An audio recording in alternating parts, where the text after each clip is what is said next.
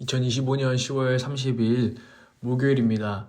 오늘은 사무엘상 3장 19절 또 12장 1절에서 4절 말씀을 보고 사무엘에 대해서, 사무엘의 삶과 사역에 대해서 묵상하면서 또 우리에게 주시는 음성을 한번 함께 나눠보도록 하겠습니다. 마지막 사사, 가장 위대한 사사 사무엘이 있습니다.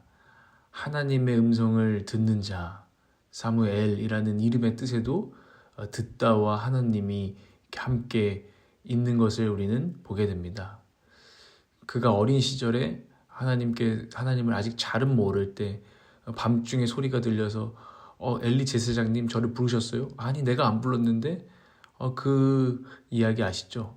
그런데 보니까 하나님이 부르셨습니다. 그리고 사무엘은 그 하나님 앞에 엎드려집니다. 주님, 제가 여기 있습니다. 주님의 종이니 말씀하시옵소서.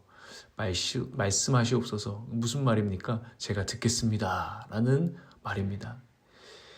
그랬기에, 그렇게 듣는 자였기에 아직 젊은 나이임에도 온 이스라엘이 그가 여호와의 선지자로 세우심을 입은 줄 알 정도였습니다. 또한 하나님께서 함께 계셔서 그의 말이 하나도 땅에 떨어지지 않았습니다. 성실히 이스라엘 곳곳을 순회하면서 선지자로서 말씀 사역도 했고, 제사장으로서 예배 사역도 했고, 또 사사의 역할로서 재판관과 군사 지도자의 역할도 그는 잘 소화했습니다. 자기가 왕이 될 수도 있을 만큼 큰 영향력이 있는 사람이 있습니다. 온 이스라엘이 젊었을 때부터 사랑하고 인정하는 그런 선지자였으니까요. 그런데 그쯤 되면은 자기 사무실을 이렇게 다 어디가 딱 두고서 이제는 자기가 돌아다니는 것이 아니라 누가 오라고 할 수도 있잖아요. 도성을 만들 수도 있었습니다. 그런데 이 사무엘은 평생을 순회하는 사역자로서, 또 종으로서, 하나님의 종이요 또 백성들의 섬기는 자로서 보내시는 곳에 보내면 가고, 거기서 또 필요한 역할, 내가 뭐 어떻게 뭘 하겠다 이게 아니라 필요한 역할을 선지자가 돼야 될 땐 선지자가, 제사장이 돼야 될 땐 제사장이 되면서 감당했던 그 선지자를 우리는 오늘 한번 떠올려 보게 됩니다. 그 사무엘은 말년까지도 아주 좋은 백성을 섬기는 지도자였습니다. 그가 담대하게 말하죠. 내가 백성을 속였거나 압제했거나 뭔가 빼앗은 일이 있으면 내게 말하시오. 내가 그것을 갚아주겠소. 근데 아무도 그렇게 대답할 수 없었습니다. 그는 그렇게 살지 않았기 때문입니다. 그는 끝까지 충성된 신실한 자였습니다. 참 여기서 우리가 깨닫는 것들이 많이 있는 것 같습니다. 먼저 듣는 자가 되었더니 그의 말이 하나도 떨어지지 않는 자가 되었다는 사실입니다. 참 도전이 됩니다. 저도 개인적으로 하루 반드시 성경을 암송하면서 내 생각을 좀 집어치우고 성경을 암송하면서 기도하는 시간을 주야로 1시간씩 갖기로 결단하고 최근 실천하고 있습니다. 오늘은 마침 새벽 5시에 눈이 떠지길래 화장실에 갔다가 다시 돌아가야 되나 했는데 사무엘처럼 나도 주님이 부르시는구나 이런 생각을 가지고 서재로 달려가서 그 시간에 기도를 했습니다. 듣는 기도의 시간을 이렇게 가지면서 일평생을 제가 지금부터 산다면 참 저같이 부족한 자도 얼마나 능력 있는 삶을 살게 될지 요즘 참 기대가 됩니다. 저는 우리 교회도 모두 먼저 듣는 자가 되었으면 좋겠다. 먼저 듣는 자, 말하지 말고 행동하지 말고 좀 결정하지 말고 먼저 하나님께 듣는 자가 되었으면 좋겠다. 이 마음이 제게 있다는 말씀입니다. 듣기는 속히 하고 말하기는 더디하라. 이게 잠언의 지혜인데 이 지혜가 있었으면 합니다. 하나님께 먼저 듣고 결정하는 믿음의 사람들이 되기를 바랍니다. 물론 우리는 어리고 미숙해서 자기 뜻대로 저질러 놓고 저질러 버리고 하나님 아버지를 찾는 자녀들일 때가 많습니다. 아빠 이거 어떡하죠? 그러나 신앙의 연수를 이제 거듭해 가시면서 저지르기 전에 하나님께 기도함으로 한 걸음씩 인생길을 걸어가는 모습을, 아버지를 따라 걷는 모습을 소원합니다. 인생 마지막까지 겸손한 마음을 유지하고 산 사무엘, 이것은 또 다른 도전을 주죠. 자기가 아까 말씀드린 것처럼 도성을 만들어 중심에 설 수도 있는 영향력이 있는 사람이었지만 사무엘은 필요한 곳으로 이동하며 필요한 역할을 감당했다는 거 얼마나 멋있습니까? 자기가 이스라엘에 끼친 덕을 생각할 때 대우를 받으려 하고 뭔가를 달라고 주장할 수도 있었지만 깨끗하게 사역을 마무리했다는 것, 이것도 얼마나 멋있습니까? 이것은 지금 이 시대에 저와 같은 젊은 사역자에게도 주시는 메시지가 큰 것 같습니다. 또 여러분에게도 여러분의 인생 마지막까지 그런 겸손한 태도를 가지고 산다면 얼마나 멋있을지 한번 생각해 보게 됩니다. 다음으로 사무엘의 아들들과 이스라엘의 장로들을 한번 생각해 보겠습니다. 사무엘의 아들들은 그 아버지의 행위를 따르지 않았습니다. 너무나 안타깝게도 이익을 따라서 뇌물을 받고 판결을 굽게 했습니다. 하나님을 따르지 않고 이익을 따라 다니는 아들들이 되었습니다. 이스라엘 장로들은 사무엘의 아들들을 구실을 삼아서 사무엘 선지자에게 왕을 세워 이스라엘을 다스리게 해주십시오 하고 간청한 사람들이었습니다. 사실 이스라엘 장로들은 굳이 사무엘의 아들이 아니어도 왕정을 항상 마음에 품고 있었습니다. 자기 뜻이 있었던 것이죠. 어떤 구실이든 만들어서 왕정을 요구했을 사람들입니다. 구실이에요, 구실. 하나님의 뜻을 따르겠다 이런 게 아니라 내 뜻을 어떻게 하면은 주장할 수 있을까? 옳다구나 걸렸다. 사무엘의 아들들이 저거 뺑이 치네 하면서 구실을 만들었다는 것입니다. 건국 이후 250년 동안 그 정도의 기간 동안 이스라엘에는 왕이 없이 하나님의 왕이시다라는 그 정신을 가지고 신정 국가로서 정치 제도를 가지고 있었습니다. 그런데 이제는 이스라엘을 왕정 국가로 전환하고 싶어 합니다. 이스라엘의 지도자들이, 이스라엘의 여론을 만드는 사람들이. 그들이 왜 그랬을까요?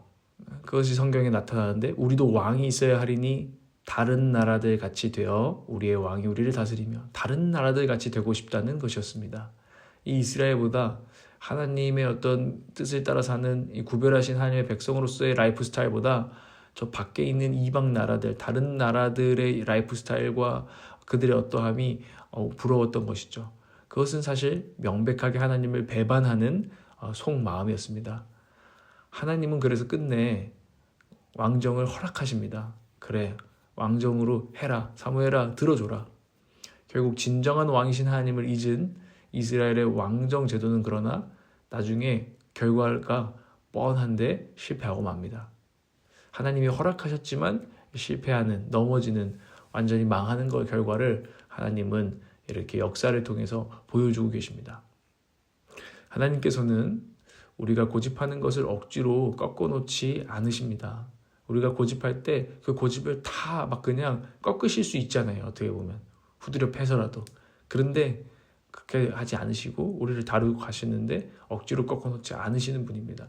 반면 우리는 여러 가지 구실과 이유를 만들어서 자기 뜻을 고집하는 이스라엘 장로들과 같은 존재들임을 보게 됩니다.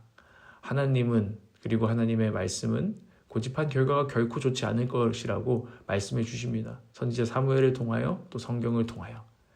그러나 우리는 꼭 이렇습니다. 나는 겪어봐야 깨닫는 스타일이다 라는 이야기를 자주 하시고요. 정직하지 않게 이런 사인들은 하나님이 허락하신다는 사인일 거야. 그러니까 다 잘 될 거야 하면서 그런 헛된 기대로 내 뜻을 고집할 때가 있습니다. 저 또한 여러 가지 구실과 거짓된 감동과 계시를 빌미로 얼마나 내 뜻을 관철하면서 결정하고 인생길을 살아왔는지 모르겠습니다. 남들을 속이고 스스로를 속이고. 그래서 성경이 심히 거짓되고 부패한 것이 사람의 마음이라고 한 것 같습니다. 그렇죠? 계속 우리는 빌미를 만들고 구실을 만들고 막 감동을 받았다 그러면서 심히 거짓되고 부패한 속마음이 있을 때가 참 많습니다. 숨은 동기가 있을 때가 참 많다는 것입니다. 그런데 어느 순간 저는 이런 제 자신이 너무 싫어지게 되는 계기들이 좀 있었습니다. 그리고 나서 제가 기도한 것은, 지금도 기도하는데요, 정직한 영을 달라고 기도하게 됩니다. 숨은 동기는 드러내시고 주님, 정직한 영을 제게 허락하여 주십시오. 좀 솔직할 수 있도록 저를 좀 도와주십시오. 스스로에게도 솔직하지 못하네요. 주님께서 너희는 예 할 때에는 예라는 말만 하고 아니요 할 때에는 아니요라는 말만 하여라. 이보다 지나치는 것은 악에서 나오는 것이다 라고 하신 말씀은 진리입니다. 자꾸 예면 예고 아니면 아니요라고 말해야 될 때 말이 길어질 때를 떠올려 보십시오. 그때는 거짓된 꾸민 말들이 많다는 것을 알게 되고 그것은 내 속에 있는 숨은 동기, 어떤 악한 것을 포장할 때가 많다는 증거입니다. 장로들 안에 있는 다른 나라들 같이 되고 싶은 마음, 우리 세대도 겪고 있는 우리가 포장하고 싶은 탐욕일 때가 많습니다. 다른 사람들, 곧 주님을 따르지 않는 사람들이 만들어내는 워너비 라이프 스타일을 우리는 자꾸 쫓아가려 합니다. 이 탐욕이. 오늘도 우리는 다른 나라들이 아니라 그들로부터 나와서 오직 주님을 쫓아 살고자 하는 사람들임을 기억해야 합니다. 우리는 다른 나라들 같이 살려고 하는 사람들이 아니라 오직 주님 같이 살려고 하는 사람들임을 기억해야 한다는 것입니다. 다른 사람들이 어떻게 먹고 마시고 입고 노는지 구경하다가 시간을 다 보냅니다. 사고 싶은 거 갖고 싶은 거 서칭하다가 하루의 귀한 시간이 다 갑니다. 저는 조금 더 심플해지기를 소원합니다. 무엇이 필요하다는 사인도 하나님께서 주실 것이고 그때가 되면 형편에 맞게 우리의 취향과 기호에 맞게 그냥 사면 됩니다. 머리까지 싸매고 비교하고 알아보고 너무 그럴 필요 없지 않습니까? 만약에 자동차를 사도 동네 슈퍼 가서 필요한 우유 하나 사들고 오는 것처럼 사는 것이 멋진 것 같습니다. 정말 중요한 것이 무엇인지를 분별하고 그것이 아니라면 단순하고 가볍게 할 수 있는 능력이 믿는 자들에게는 필요합니다. 정말 힘을 써야 할 것에는 진지하게 임할 능력이 필요합니다. 우리는 거꾸로 될 때가 참 많은 것 같습니다. 제 묵상을 들어주셔서 감사합니다. 사무엘 또 그 아들들 이스라엘 장로들의 성경 이야기를 통해 여러분은 어떤 메시지를 받고 계신지 참 궁금합니다. 저와 여러분이 주님을 따름으로 단순하고 명료한 영혼으로 빚어져 가면 좋겠습니다. 지금 하시는 그 고민, 그렇게 고민할 문제가 많습니까? 하나님이 꼭 응답해 주셔야 될 그럴 만한 중대한 문제인가요? 그런 것들은 내려놓고 하나님께서 지금 정말로 고민하고 생각하고 기도하게 하시는 음성을 들어야 할 때가 아닐까요? 오늘도 주님의 음성을 듣고 힘을 내시기 바랍니다. 방향을 잡으시기 바랍니다. 아자아자 화이팅입니다.